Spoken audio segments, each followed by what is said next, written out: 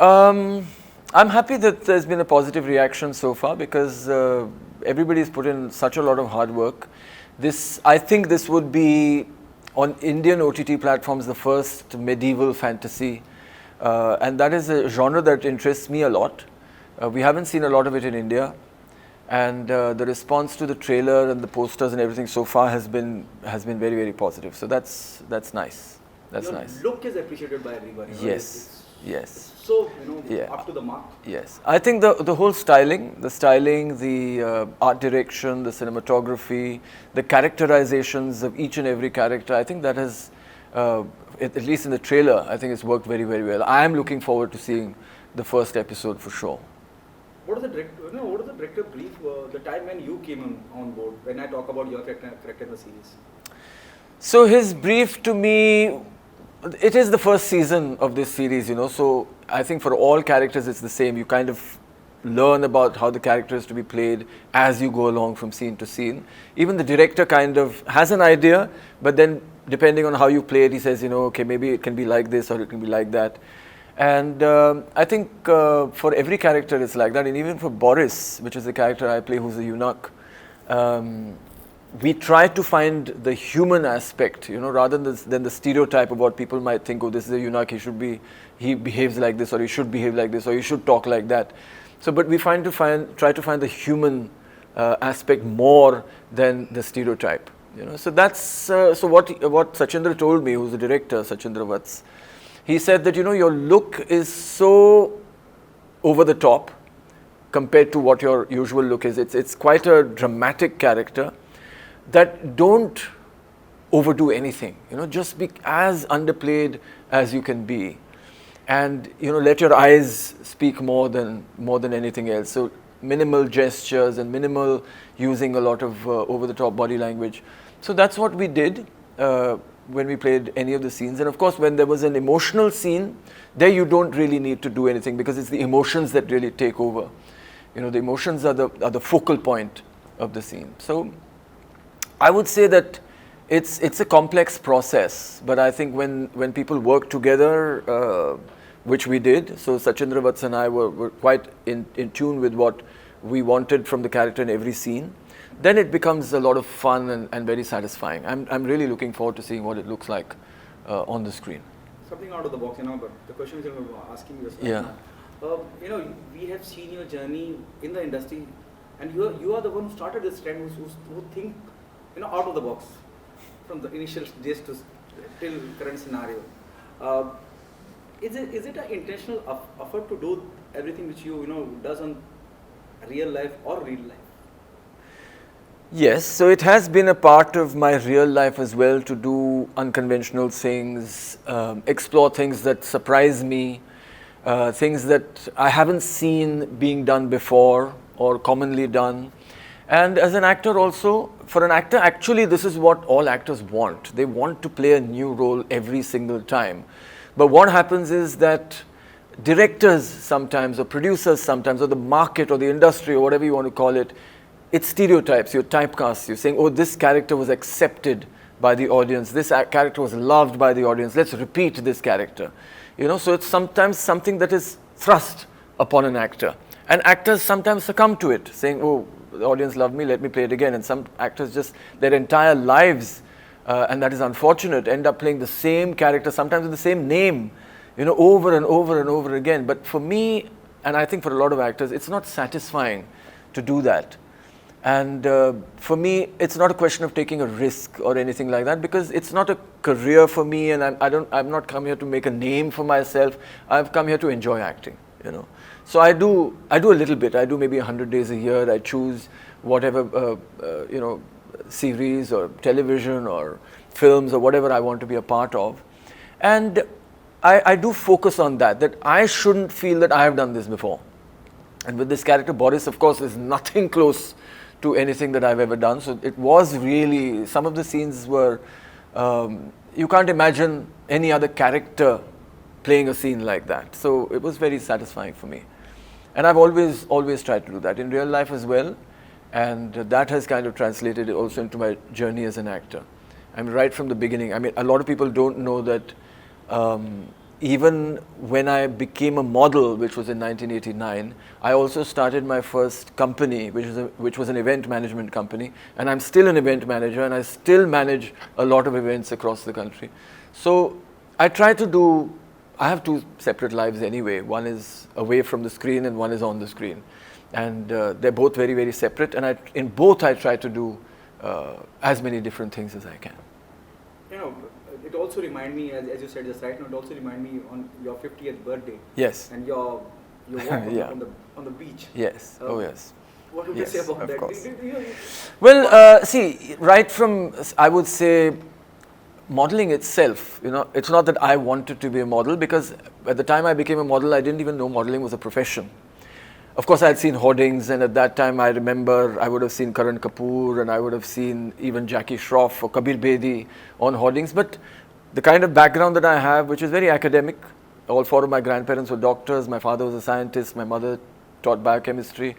There was no connection with the media or glamour or anything like that. So when somebody offered me a job, I had actually said no. That I was very shy, I didn't want to be photographed, and I said no, but then they offered money, and they said, you know, we're going to pay you a lot of money, and it was a lot of money, and I said yes. And I did that first campaign, and then it was just, I said, oh, this is interesting, let's do it, and I continued like that. People remember Made in India, which was one of India's first music videos, and I was in that, and it became very popular. But even when I was doing that, I was like, this can be much better, and that is man. I told Ken Ghosh also, this is so tacky, who was the director, and for him also it was the first time. And I told Alisha as well, but it became so popular. So I have never, even though I thought it may not work, I have never refused anything. And even when I was a model, I used to wear the clothes that probably most models would refuse to wear. You know, and designers would say, okay, we know who's going to wear this, Milind is going to wear this. You know, so that is something that has been a part of my journey all throughout. So I'm also quite spontaneous, you know, in all the decisions that I have taken, even professionally, even personally, I'm quite spontaneous. I have an understanding of myself, at least, that I think that this is something that I would like to do. And this is something that I'm really comfortable with. Not only comfortable with, I'm going to enjoy it. I have an understanding of that. So to me, there's no risk. I'm going to enjoy it is the objective, right? So even when it came to this image that you're talking about, me running on the beach on my birthday, it was a spontaneous thing. I had done it many times before in many parts of the world, including India, and I posted it on social media. I've done it professionally. It's been on the cover of newspapers, nude pictures. A very famous ad I did in 1995, which was a Tough Shoes ad. So it's nothing new. It's not that I expected people to respond in a particular way. I said, it's a nice picture. I like the picture very much. My wife shot the picture. My mother loved the picture, you know, and I think most people liked the picture. Now, of course, in society, and in every society, not just in India, we have people who like certain things and people who don't like certain things. And there are many people and many cultures and many ideas and many opinions all over the world. Everybody has their own opinion. So you have to do what you want to do. You have to do what you believe in. You have to do what you think is going to give you joy. You know, you can't really stop yourself by thinking, oh, what are people going to say? A lot of actors stop themselves from playing roles because they think that their audience won't accept them. You know, so I don't live like that. In fact, when I first put up a picture of Boris, which was a behind-the-scenes photograph, it was just my eyes and my nose. So you could see the nose ring, and you could see my eyes, which had the kajal, and my face was almost covered with gulal. You know, and a lot of people said, "Ye kya hai? Where? This is not you." So I'm saying, of course, it's not me; it's a character. But I didn't say that. But this is the thing that people have. You know, they love certain things, they like certain things, they want things to be a certain way, and when it's not, they get a little upset. And they said, we like you as this macho, masculine guy, and we don't like you with this long hair and this bindi, and what is this? But, you know, that's not my problem. So I have to do what I want to do. And so I'm very happy with playing Boris in Paurashpur. And so far, Then people started to like it when more trailers came out, when there was a little bit of the action, a little bit of the scenes, then they saw it. And then I think 99% of the comments that I get today, in fact, one trailer was released yesterday, were like, this is absolutely fantastic. So it's good. Till now, I really hope that I like the first episode, and I really hope that everybody else does too. It means you're saying you're not here to please anyone. I'm definitely not here to please anyone. I'm not here to hurt anyone either, for sure. I mean, I do think about those things. I would never do something that I knew would be offensive to something that I believed in, which would be, say, religious. Like, I believe that everybody has a right to their own faith, their own religion, and I respect all religions, all the ones that I know. I mean, I'm sure there are many religions I'm not even aware of. But if I thought that this would be offensive to any religion, I would not do it, you know. Even sentiment, any kind of sentiment, because there's no need. But when it comes to what I want to do, which is not hurting anybody, it's just myself, my own life, then I like to ensure that I can do that. Because if we can't live our lives the way we want, then what do we have? But the most challenging part while playing this character is to, you know, again, we have this habit of stereotyping people, whether it's doctors, or whether it's lawyers, or whether it's races, or whether it's a eunuch, or any transgender, or anybody. We have a habit of stereotyping people, that if this person must be like this community must be like this. So for an actor, I would say that the challenge is to find that basic humanness that speaks to everybody. And that's when a character transcends all cultures and all people and all beliefs, is when you find that basic human connection. So beyond, so Boris is a transgender, he's a eunuch, he's neither man nor woman, but he's human, you know. So to find that basic humanness and try to translate that humanness onto screen so that he connects with every single person who's watching, that is the challenge. And that's the challenge for every character, whoever it is. It could be a mafia don, could be a murderer, it could be a nun, it could be anybody. If that character wants to connect with the audience, they have to find the humanness inside. When yesterday I spoke to Shilpa and she said it's a blend of Kama Sutra and Utsav. What's your take on that? It's a blend of Kama Sutra and? Utsav.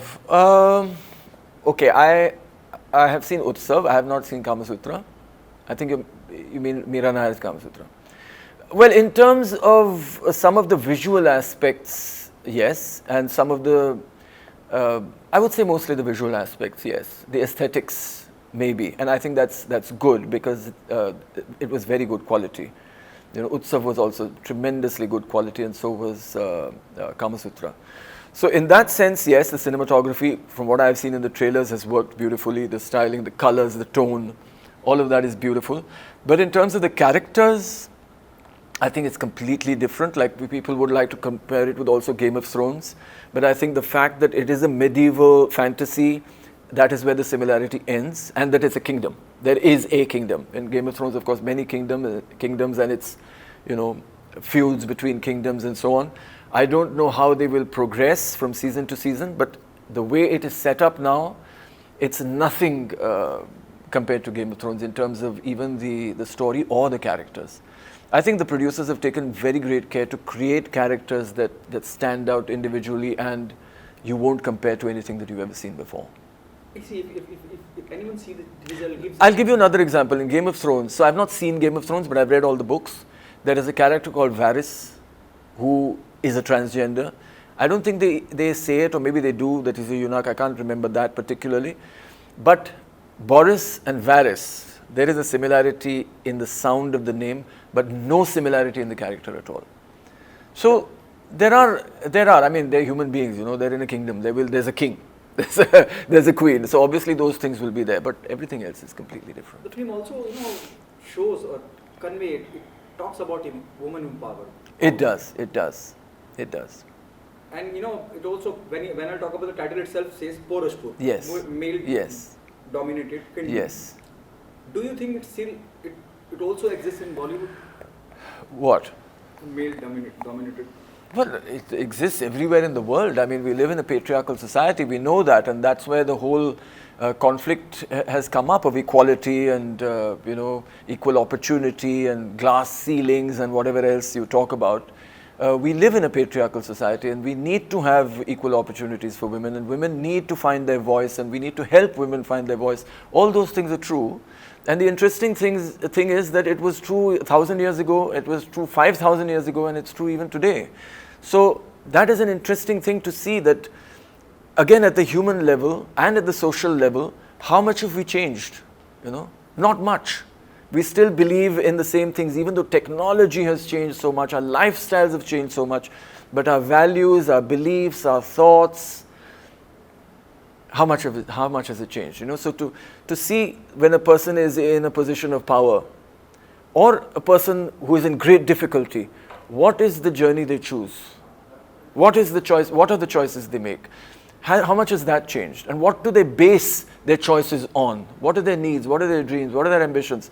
How much of that has changed? How much of the human story has changed? So it's interesting to see that in a setting like this.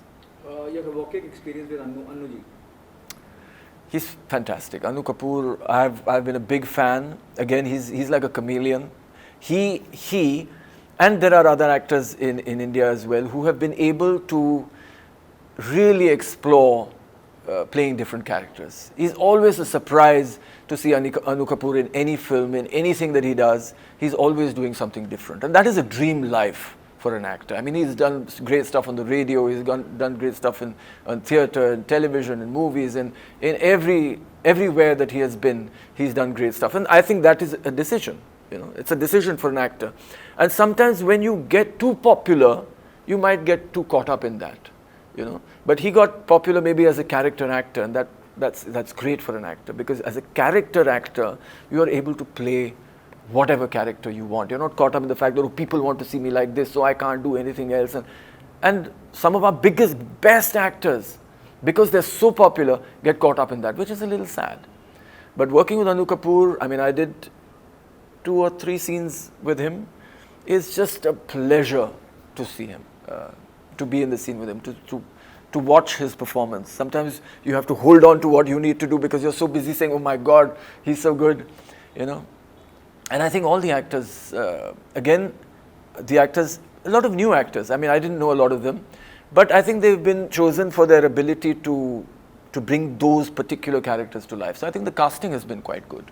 Last, what message do you want to give the fans of Milind Soman? Why they come and be a part of Paurashpur? So it is already, the buzz is really positive around the scene. Well, what I want from the people who watch, including people who already like me, is come and tell us what you think. It always helps, and especially for an OTT platform where there is so much freedom on choosing how you want to go ahead with the story, and that a lot of that depends on the response from the audience, which characters they like, which storyline they like. Sometimes when a character is really loved, the producers will kill that character. I mean, we've seen that in Game of Thrones, and especially on OTT platforms. But the way the story will evolve in the future depends a lot on the response from the audience. So I would like the audience to come forward and say they loved this, they hated that, they hope for this, they wish for that. That would be the best return that we can hope for. It means you are hinting the possibility of a sequel. Well, it has to have a sequel. I mean, this is season 1. There has to be a season 2. Thank you so much. Yeah.